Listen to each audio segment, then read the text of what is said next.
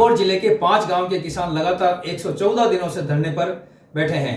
इस अनिश्चितकालीन धरने के बावजूद भी अन्नदाता की सुनने वाला अब तक कोई नहीं है। बात की जाए बदवासी, गठीलासर, मकोड़ी, पिलनवासी, डाकोरिया एवं बालासर के किसानों अपनी उपजाऊ भूमि को बचाने के लिए पिछले लगातार 114 दिनों से धरने पर बैठे हैं।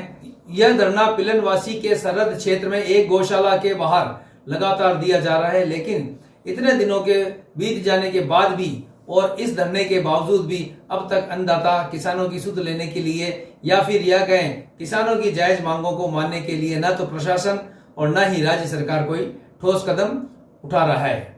इसी के चलते अब लगातार इन 5 गांवों के किसानों का आक्रोश बढ़ता जा रहा है। किसानों को यह कहना है कि जिप्सम परियोजना को लेकर जो राज्य सरकार के द्वारा अधिसूचना जारी की गई है, उस अधिसूचना जारी को होने के बाद किसान ना तो अपनी भूमि का बंटवारा कर सकता है, ना ही उस पर आवास बना सकता है और न ही पशुधन हेतु कोई निर्माण कार्य किया जा सकता है। साथ ही साथ बैंकों के द्वारा कृषि ऋण जैसे केसीसी व ट्रैक्टर लोन आदि का कार्य भी अब किसान नहीं कर पा रहा है, जिसके कारण किसानों की आमदनी और किसानों की आजीविका खतरे में पड़ गई है। गौरतलब है कि 457 हेक्टेयर कृषि भूमि का अधिग्रहण रद्द करने के लिए इन 5 गांव के साथ साथ इस क्षेत्र के किसान पिछले 114 दिनों से अनिश्चितकालीन धरने पर बैठे हैं, लेकिन अब तक किसानों की मांगों पर फिलहाल कुछ भी होता नहीं दिख रहा है। इन सभी 5 गांवों के किसानों के द्वारा पहले भी जिला प्रशासन को और राज्य सरकार को ज्ञापन सौंपकर अपनी मांगों का हवाला देते हुए जल्द से जल्द इस समस्या के समाधान की मांग रखी गई थी, लेकिन फिलहाल न राज्य सरकार, न जिला प्रशासन और न ही कंपनी किसानों की सुन रही है। ज्ञापन देने आए किसानों ने स्पष्ट रूप से यह कहा कि हम इतने दिनों से लगातार धरने पर बैठे हैं, लेकिन हमारी किसी भी प्रकार की सुध नहीं ली जा रही है। अब यदि आने वाले समय में क्षेत्रवासियों के द्वारा यदि उग्र आंदोलन किया जाता है तो तमाम प्रकार की जिम्मेदारियां सरकार और प्रशासन की होंगी। किसानों ने स्पष्ट रूप से कहा है कि यदि कुछ भी हो जाए हम अपनी जमीन कंपनी को अधिग्रहण नहीं करने देंगे। अब यदि कंपनी का कोई भी नुमाइंदा यदि हमारे कृषि भूमि पर या हमारे खेत पर पैर रखता है तो उसके परिणाम अच्छे नहीं होंगे और उसकी सारी जिम्मेदारियां राज्य सरकार की होंगी। किसान एकता जिंदाबाद, किसान एकता जिंदाबाद। हम हमारा हक मांगते गजट नोटिफिकेशन रद्द करो, गजट नोटिफिकेशन रद्द करो। हम हमारी जमीन नहीं देंगे, नहीं देंगे। हम हमारी जमीन नहीं देंगे, नहीं देंगे। हम हमारी जमीन नहीं देंगे, नहीं देंगे। हम हमारी जमीन नहीं देंगे, नहीं देंगे। किसान एकता जिंदाबाद, गजट नोटिफिकेशन रद्द करो, रद्द करो, रद्द करो।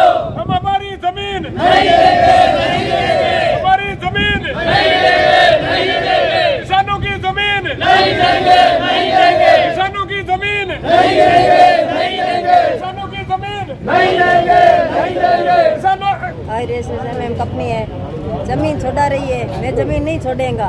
6 गाँव का बैठ रहे हैं, 114 दिन वास्ते धरने पर बैठ रहे हैं। लोग टाबर धन पशु पालन सब रखा। मैं खेती करा, खेती कर पेट भरा। हमारे गाँव में कोई नौकरी को नहीं, सब आदमी आज खेती कर पेट भरा।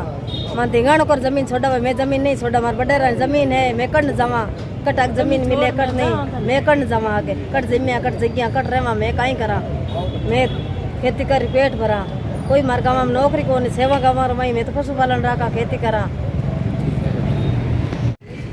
हम 114 दिनों से धरने पर बैठे हैं पिलनवासी में, जिसमें हमारे 5 गांव 6 गांव आ रहे हैं। पिलनवासी, मकोड़ी, डाकोरिया, बालासर, गढ़लासर, बदवासी।